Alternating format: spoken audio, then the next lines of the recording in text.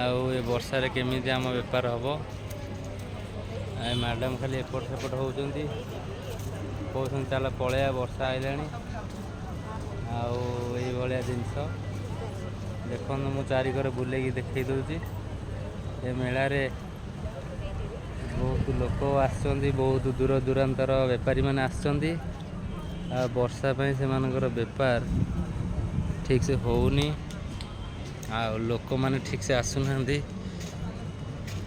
ବର୍ଷା ହେଉଛି ଟିକେ ଟିକେ, ଭଲ ବି ଲାଗୁଛି।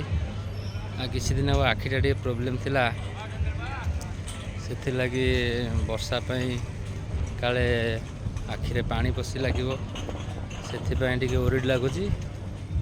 ତଥାପି ଟିକେ ପଳେଇ ଆସିଲି, ହଁ ଟିକେ ବୁଲି ପଳେଇବା, କେମିତି କ'ଣ ଯାତ୍ରାରେ କ'ଣ କେମିତି ପଡ଼ିଛି ଜିନିଷ।